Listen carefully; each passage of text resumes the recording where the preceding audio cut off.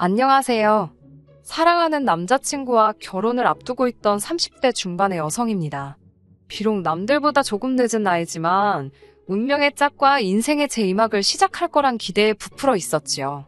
그런데 결국 이렇게 사연을 쓰는 입장이 되었습니다. 속이 많이 상하네요. 남자친구와 저는 지인의 소개로 만났습니다. 남자친구는 저보다 4살이 많았고 주변에서는 나의 이야기를 들으면 누구 하나 빠지지 않고 궁합도 안 보는 4살 차이라며 저희를 천생연분이라 불렀어요. 하지만 그런 게 어디 있겠어요. 저희도 어느 다른 연인들처럼 사소한 이유로 바보같이 다투기도 하고 그랬습니다. 그래도 같이 있으면 말이 잘 통하고 즐거웠고 무엇보다 결혼에 대해서 이야기를 나눠보면 가치관이 잘 맞는 사람이란 생각이 들더군요. 그래서 결혼까지 결심할 수 있었고요.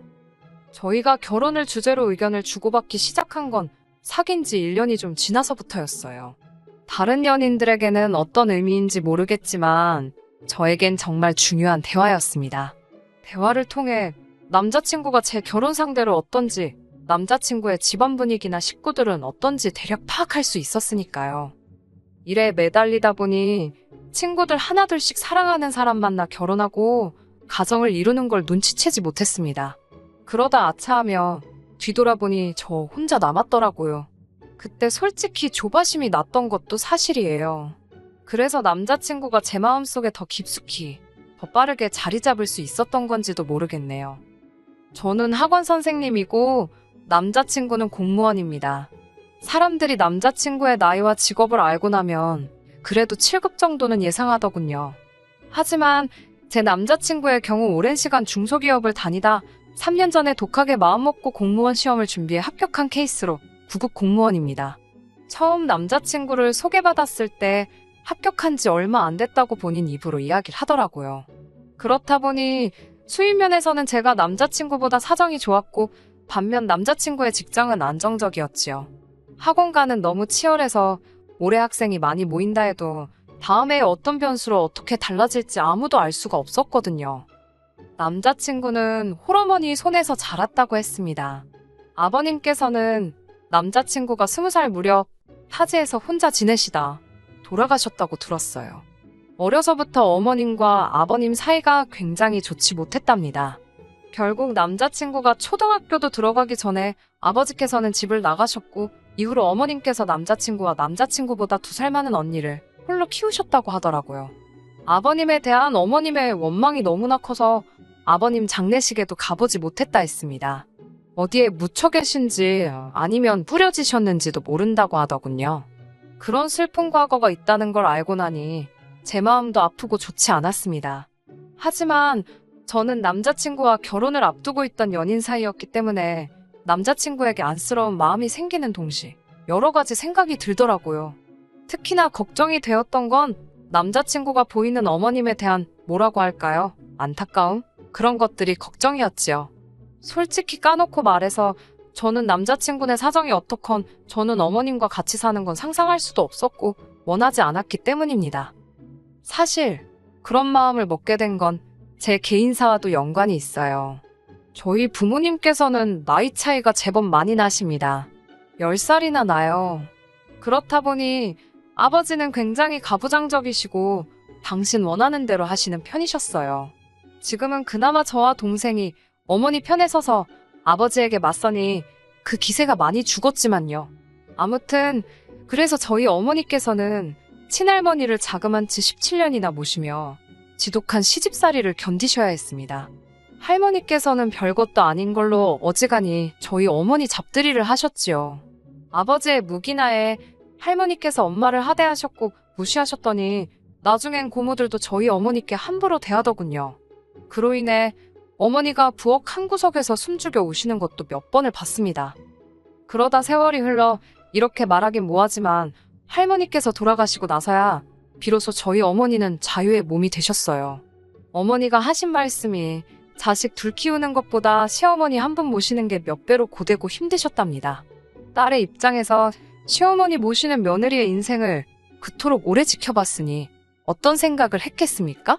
정말이지 제 목에 칼이 들어와도 시어머니하고는 안 살 거라고 아주 오래전부터 결심을 하게 만들더군요.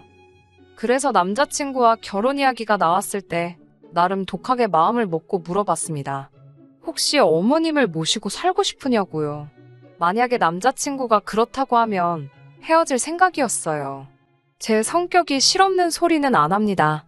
지키지 못할 약속도 하지 않고요. 하지만 우려했던 바와 달리 남자친구는 그럴 생각이 없다고 했습니다. 저만 있으면 된다면서 자기랑 저 단둘이서 행복하게 살자고 하더라고요. 솔직히 남자친구의 다른 어떤 조건보다도 남자친구의 말 한마디, 이 약속 때문에 결혼까지 약속하게 된 거라고 해도 과언이 아닙니다. 그런데 막상 본격적으로 식을 준비하는 이 바쁜 와중에 남자친구가 제 간을 본다는 느낌이 들기 시작한 건 남자친구의 누나가 출산을 하면서입니다. 제가 아무래도 며느리도 아니었고 그렇다 보니 남자친구 집안에 대해서 속속들이 알 수는 없었지만 아직 결혼도 안 했다는 언니가 출산을 한다는 사실이 너무나 충격적이었습니다.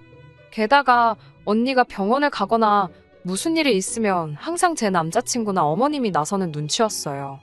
보통 제 친구들을 보면 누나가 남동생한테 지극하긴 해도 남동생이 누나한테 지극한 경우는 별로 없었기에 남매지간이 각별하네 싶었지요. 하지만 나중에 우연히 알게 된 바로는 상대 집안에서 결혼을 반대하고 있었는데 언니가 임신부터 덜컥 하게 되면서 상대 쪽이 완전히 뒤집어졌답니다. 애고 나발이고 필요 없다고 키우던지 버리던지 마음대로 하라면서요. 그런 이야기가 오가고 나서는 아예 상대 남자 쪽에서 얼굴도 비추지 않더랍니다. 한 번은 남자친구가 울분을 토하듯 언니의 예비 시댁에 대해서 불만을 털어놓았습니다. 그래도 애까지 낳았는데 반대를 하는 게 말이 되냐면서 말이에요. 저는 조심스럽게 그쪽에서 왜 언니를 반대하는 거냐고 물었어요. 남자친구의 말이 언니가 모아둔 돈도 없는데다가 자기가 시집가면 친정어머니께서 혼자 드시지 않냐. 그러니까 한 달에 용돈으로 50만 원씩은 드리고 싶다 했답니다. 언니 딴에는 속이기 싫다며 예비 시댁에 인사드리러 간 자리에서 그랬다네요. 이건 뭐 바보도 아니고 솔직한 제 생각이 그랬습니다. 그걸 뭐 한다고 그 자리에서 떠드나. 바본가? 그렇다고 남자친구한테 당신 누나 바보냐고 할 수도 없고 뭐라 위로해줄 말이 없더군요. 그리고 결국 남자 쪽에서 신우에게 결혼은 없었던 일로 하자고 했답니다. 일단에 유전자 검사부터 하고 그 남자 집안 아이가 맞으면 양육비는 주겠다고 했다면서요. 언니가 직접 저한테 전화를 걸거나 제가 언니가 우는 모습을 본 건 아니지만 그 속이 말이 아니겠다 싶었습니다. 하지만 더 큰 문제는 제 남자친구였어요. 언니에게 그런 일이 있고 나자 자기가 뭔가 느낀 바가 있는지 예전보다 훨씬 생각이 많아진 눈치였거든요. 이때부터 저도 기분이 좀 쎄하기는 했습니다. 제가 이렇게 사연은 처음 써보지만 다른 사람들의 사연은 정말 즐겨 듣거든요. 그래서인지 별의별 생각이 다 들더군요. 혹시 나한테 신우아이를 키워달라고 하면 어쩌지? 그런 생각이요. 그래도 설마 싶었는데 파혼을 하게 된 결정적인 사건은 그날 일어났습니다. 남자친구가 며칠 전부터 조카가 너무 귀엽다며 조카 보러 자기 집에 놀러 오라고 어지간히 저를 졸라대더라고요. 하지만 중고등학생들 시험 기간이라서 도무지 시간을 낼 수가 없었기에 근 2주 만에 집에 가볼 수 있었지요. 남자친구는 약간은 어설픈 자세로 아이를 안고 있었습니다. 어머님은 외출 중이시고 언니는 작은 방에서 자고 있다면서 저더러도 한번 안아보라고 하더군요. 저는 괜찮다고 거절했습니다. 아이가 너무 작아서 잘못 안기라도 하면 큰일 날 것 같았거든요. 아이가 귀여워서 요리조리 살피고 있는데 남자친구가 저에게 귀엽냐고 묻더라고요. 그래서 너무 귀엽다고 하니까 우리도 빨리 아이를 가지면 좋겠답니다. 솔직히 이 말을 듣고는 약간 의아했지만 크게 의미를 두지는 않고 그러게 하고 넘겼습니다. 남자친구는 곧이어 그러면 올해 말에 결혼하고 내년에 애 갖고 혼잣말처럼 중얼거리더니 내가 한 3, 4살쯤 되면 우리 엄마랑 같이 살까? 그러는 거예요. 저는 순간 우리 엄마 누구? 싶다가 어머님을 말하는 거냐고 물었습니다. 갑자기 그게 무슨 소리냐고도 물었지요. 그러자 남자친구는 저를 바라보면서 자기가 누나의 임신부터 출산까지 그리고 지금까지도 옆에서 바라보면서 많은 걸 느꼈답니다. 어머님이 누나와 자기를 낳으면서 얼마나 고생하셨을지, 게다가 혼자서 누나와 자기를 키우신 걸 생각하니까 마음이 너무 안 좋답니다. 그런 어머니를 나 몰라라 하고 산 자기 자신이 너무 밉다면서 자기가 자리를 잡으면 그동안 받은 사랑을 돌려드리고 싶다나요? 남자친구가 무슨 말을 하는 건지 가슴으론 이해가 되었지만 머리로는 받아들일 수가 없었지요. 어머님이 고생을 많이 하신 건 맞지만 저희 부모님이라고 고생 안 하시고 저를 이만큼 키워주신 건 절대 아니거든요. 저는 미안하지만 그렇게는 못한다고 못 모시고 산다고 했습니다. 그러자 남자친구는 자기 어머니가 저를 불편하게 하실 분이 아니랍니다. 오히려 저희가 아이를 갖게 되면 아이도 봐주실 거고 반찬도 해주실 거고 정말 잘해주실 거래요. 저는 남자친구가 알아듣게끔 설명을 했습니다. 잘해주시고 못해주시고의 문제가 아니라 시어머니랑 같이 산다는 사실 자체가 불편해서 싫다고요. 남자친구는 살아보지도 않고 왜 그렇게 단정을 짓는 거냐면서 일단 살아보고 서로 너무 안 맞는다 싶으면 그때 따로 살면 되지 않냐입니다. 남자친구와 제 사이에는 몇 분간 어색한 정적이 흘렀습니다. 그러다 제가 먼저 말을 꺼냈어요. 그러면 우리 부모님도 같이 모시자고요. 남자친구는 눈을 동그랗게 뜨더니 그게 말이 되냐입니다. 그래서 안 될 게 뭐가 있냐고. 우리 부모님이 아파트 파시고 오빠랑 나랑 결혼할 때 쓰려고 모아둔 돈 보태고 어머님이 이 집 파시고 다 긁어 모아서 아파트 큰 거나 주택 사자고 거기서 다 같이 살면 되겠다고 아무렇지도 않다는 듯 말을 이어갔습니다. 남자친구는 황당한 표정으로 그러면 자기 누나는 어디 가서 사냐입니다. 그래서 글쎄 그건 모르겠다. 언니도 모아둔 돈 있을까? 하긴 일단 집값이 얼만지 봐야겠다. 집값을 보고 4등분해서 각각 부담하면 될 것 같다고 아주 순수한 마음으로 이야기해줬지요. 남자친구가 지금 자길 먹이려는 거냐면서 기분 나쁜 티를 내더군요. 그러더니 기껏 한다는 소리가 왜 4등분을 하냐입니다. 저희 친정부모님은 두 분이고 어머님은 혼자시니 아버님 대신 신우를 쳐주면 되니까 3등분을 하잡니다. 자기 딴에는 논리적이랍시고 떠들어대는 거였지요.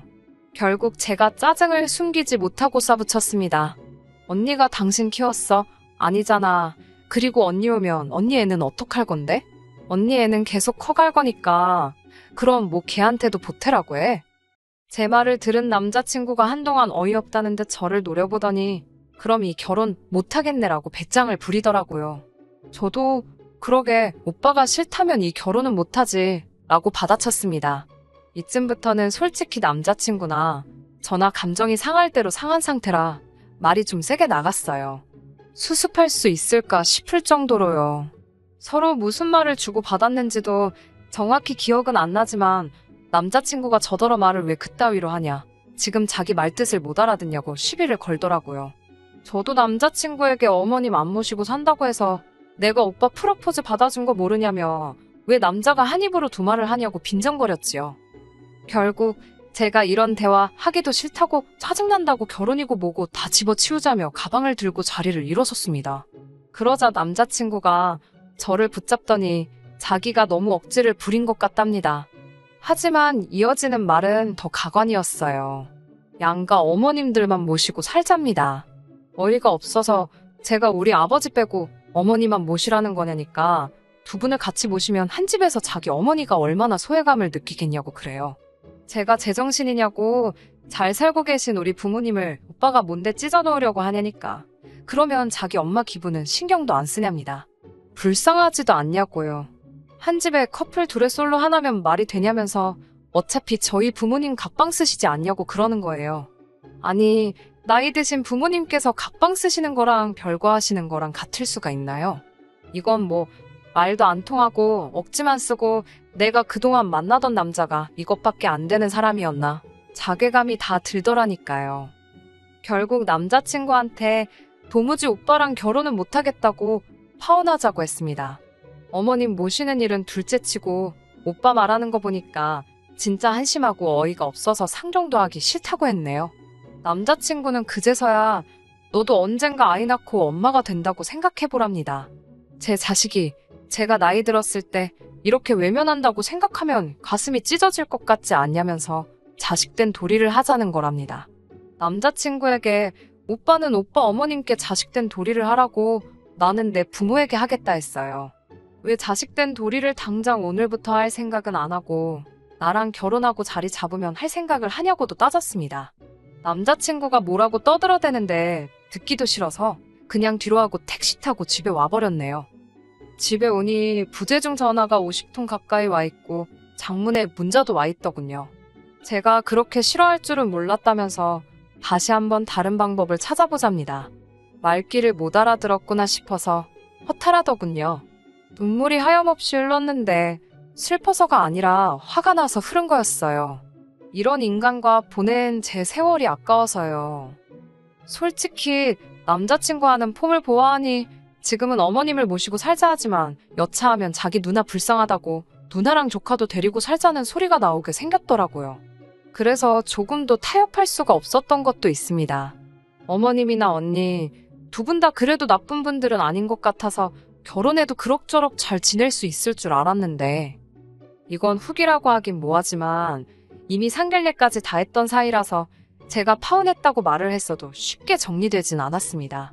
마지막으로 남자친구와 파혼하자고 다툰 날 이후로 한 일주일 가까이 양가 어머님들께서 통화도 하시고 특히 남자친구 어머님이 저에게 미안하다 하시더라고요. 그래도 곧 죽어도 절대로 같이 살 일은 없다. 뭐 그런 말씀은 없으셨고 그냥 사람 일이라는 게 살다 보면 이런저런 이유로 뜻하지 않게 흘러가기도 한다면서 너무 그렇게 고집부리면 안 된다 하시대요. 그래서 확실히 마음을 굳혔지요. 남자친구랑 절대로 결혼하지 않기로요. 앞으로 남자친구 소식을 들을 일은 없겠지만 그놈의 효자 노릇, 자식돌이 얼마나 잘하고 살지 궁금하긴 할 것 같네요. 끝까지 들어주셔서 감사합니다. 오늘의 사연은 여기까지입니다. 구독과 좋아요, 알람 설정 부탁드리고 더 좋은 사연으로 다시 찾아뵙겠습니다. 감사합니다.